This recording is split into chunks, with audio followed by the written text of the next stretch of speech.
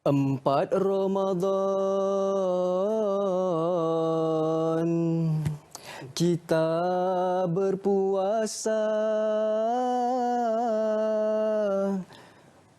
geng plastik hitam pun ada juga. Janganlah kita puasa siakan.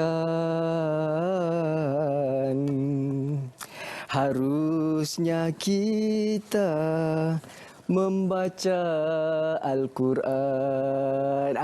Alhamdulillah. Jadinya plastik hitam lepas ni janganlah letak makanan. Kita letaklah ni. Kita ada tafsir Al-Quran ni senang kita nak bawa ke mana-mana. Nak baca pun mudah. Ya, kalau tak sempat nak baca Al-Quran tu kita bacalah maksud-maksud dia kan lebih berfaedah. Alhamdulillah semua suspend apa pula dah double N ni bawa beg plastik hitam pula dah dimakan pula tadi. Tak ada. Masih lagi awal. Okey, Al-Quran kita kena simpan elok-elok. Ada tempat khas dia.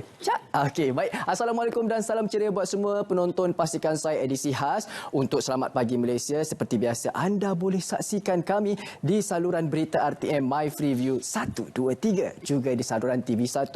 Nak mudah macam mana muat turun saja aplikasi RTM Mobile ke telefon pintar anda melalui Google Play atau App Store. Baik, sekarang dah 4 Ramadan kita teruskan apa dia tadi pasal geng plastik hitam ni kan.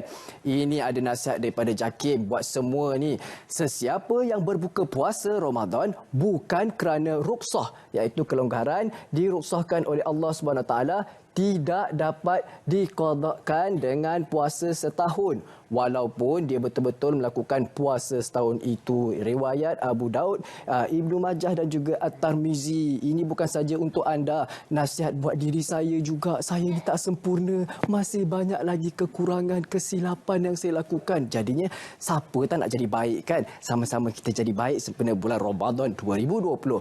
Okey, ini dia. Waspada.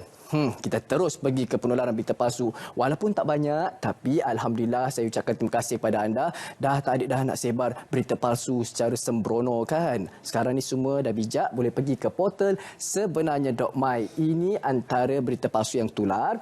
Waspada taktik skamer mendapatkan data peribadi dan pembelian barang dalam talian semasa Perintah Kawalan Pergerakan. Baik, orang ramai dinasihatkan supaya berwaspada dengan taktik skamer yang akan mendapatkan data serta maklumat peribadi ketika Perintah Kawalan Pergerakan.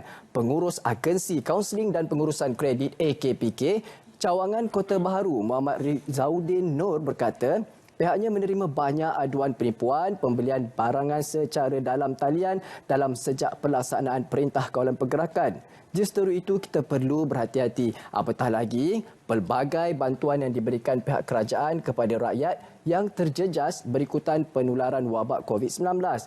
Ketika dihubungi sekarang ini, kita Muhammad Rizauddin berkata, teknik atau modus operandi yang digunakan oleh skamer terlalu banyak bagi memperdaya atau menipu mangsa dengan memperkenalkan diri sebagai pegawai pihak berkuasa, pegawai bank, pegawai mahkamah serta agensi-agensi tertentu yang bertujuan untuk mengambil maklumat peribadi seseorang individu. Jadi, jangan mudah terpedaya. Ini lagilah kalau kita tengok jumlah ni kan. Berdasarkan statistik yang dikeluarkan oleh Jabatan Siasatan Jenayah Komersial JSJK, kontijen Kelantan pada tahun lalu sebanyak 99 kes yang dilaporkan membabitkan makau scam dengan jumlah kerugian 3.7 juta ringgit. Ya Allah, 3.7 juta tu bukan angka yang kecil, angka yang besar. 2 juta pun dah cukup untuk kita bersara. Asyik fikir bersara je kan, awal lagi. Okey, baik, seterusnya kita ada mesej. Kononnya dari KP Kesihatan, Ketua Pengarah Kesihatan berkenaan perkara penting pencegahan COVID-19 kepada rakyat Malaysia adalah palsu. Ini dia, siap bagi lagi ni, take note ni. Some important point. Suka sangat nak suruh saya baca bahasa Inggeris ya. Some important point to Malaysian by DGMOH. Ini antara kandungan mesej palsunya ya. Katanya daripada KP Kesihatan, do not leave mess around. prefer vegetarian food. Do not go to the cinema, mall, crowded, market for 6 months now. Alamak, banyak sangat dia bagi list ni. Memanglah niatnya kalau kita nampak baik, bagi nasihat. Tetapi janganlah suka-suka main petik je.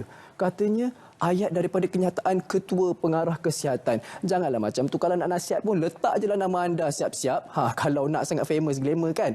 Letak je nama anda siap-siap. Jangan nak letak daripada kenyataan daripada pihak berkuasa ke apa. Jangan. Itu dah kira berita palsu. Anda menyebabkan orang lain semua panik. Walaupun niatnya suci murni. Islam tak menghalalkan cara. Faham ya? Okey. Dan menurut Kementerian Kesihatan Malaysia, KKM, sebaran mesej tersebut adalah palsu. Jangan percaya lagi pada berita palsu ini. Untuk rujukan nasihat daripada pihak kesihatan Kementerian Kesihatan Malaysia, anda boleh terus pergi ke Facebook rasmi KKM. Mudah saja. Ini dia rawatan pesakit kanser ditangguhkan. Ini pun jadi tular di WhatsApp katanya. Diwar-warkan berita yang tak pasti ni. Katanya rawatan untuk pesakit kanser ditangguhkan kerana faktor lain. Bukan kerana jangkitan COVID-19 atau hospital tutup. Yang disebarkan tu katanya sebabkan COVID-19 ni pesakit kanser ditangguhkan. Katanya diutamakan untuk COVID-19. Tidak benar. Sebenarnya Dok Mai memberikan penjelasan, Kementerian Kesihatan Malaysia KKM menafikan hospital-hospital kerajaan menghentikan rawatan ke atas pesakit kanser berikutan jangkitan COVID-19. Sebaliknya, Ketua Pengarah Kesihatan, Datuk Dr. Nur Hisham Abdullah, hero kita semua, berkata penangguhan rawatan tersebut berkemungkinan atas faktor lain. Tegasnya, KKM komited untuk memastikan perkhidmatan terhadap rakyat akan terus diberikan. Tetapi untuk pesakit kanser, kita ambil darah dulu. Dia punya prosedur macam mana? Kita ambil darah dulu. Kalau darah memang menunjukkan memang tak sesuai untuk kita beri kemoterapi tersebut, maka kita tangguhkan. Bukannya kita suka-suka nak tangguh ya.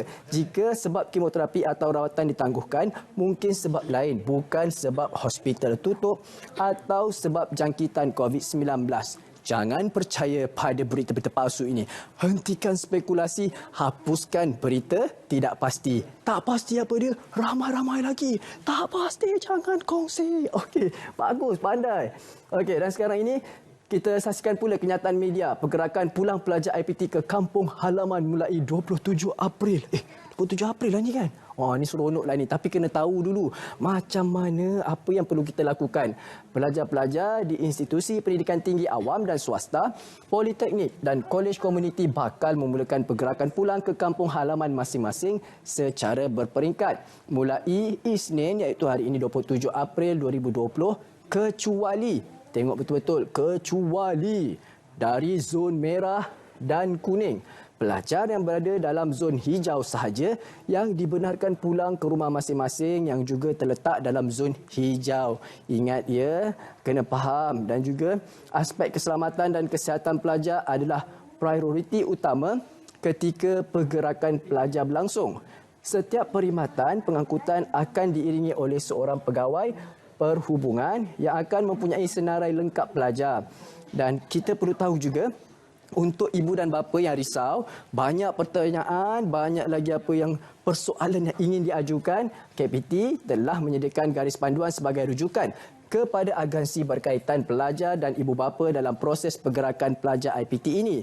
Jadi, ini dia beroperasi 24 jam bagi membantu para pelajar dan ibu bapa yang ingin mendapatkan maklumat lanjut mengenai perkara ini. Bolehlah hubungi di talian hotline 0388706777 atau 6949 atau 6628 atau banyaknya atau 6623 dan juga 6124. Hubungilah nombor talian hotline ya ibu dan bapa. Jangan risau sangat, insya-Allah semuanya dipermudahkan.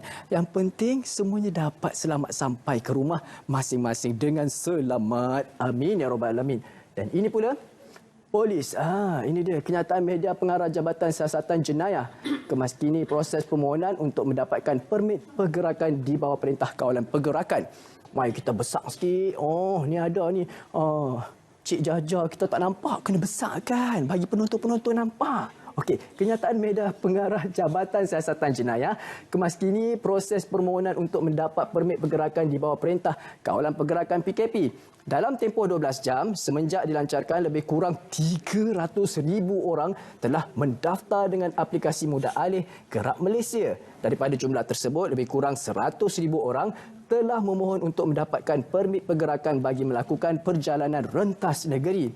Kerana terkandas di kampung halaman dan tidak sempat pulang ke rumah masing-masing, ekoran pengisytiharan PKP. Jadinya Polis Juraja Malaysia PDRM menjangkakan bahawa angka tersebut akan meningkat berkali ganda menjelang 1 Mei 2020. Jelasnya amat perlu bagi PDRM memastikan bahawa setiap permohonan yang diterima adalah untuk tujuan yang dibenarkan sahaja supaya perancangan pergerakan antara negeri dapat berjalan dengan lancar dan tidak menyulitkan pengguna-pengguna lebuh raya. Inilah dia. Okey, banyak lagi ni. Saya nak sambung lagi ni, bagi saya berehat, ambil nafas dulu. Baca Quran bagi sejuk sikit, tak boleh nak minum ni time puasa ni. Jadi anda juga minta tenang, sambil tu depan-depan TV tu bolehlah kita baca satu muka Al-Quran kan, lagi afdal. Okey. No panic. Baik. Oh, masih ingat lagi. Alhamdulillah. Okey, terima kasih buat penonton. Pastikan saya kembali lagi untuk bawakan apa lagi kenyataan-kenyataan benar yang perlu anda tahu. Yang tak benar, jangan disebarkan. Baik, ini dia. Pada 26 April 2020, Perintah Kawalan Pergerakan PKP mengenai berita palsu. Ya, sehingga 26 April 2020, PDRM dan Suruhanjaya Komunikasi dan Multimedia Malaysia SKMM telah membuka sebanyak 238 kertas siasatan berkaitan berita palsu COVID-19. Daripada jumlah tersebut, sebanyak 170 masih dalam siasatan, manakala 24 kes telah didakwa di mahkamah, 11 diberikan notis amaran dan 13 telah mengaku bersalah. Maknanya penyebaran berita palsu ni bukan main-main ya.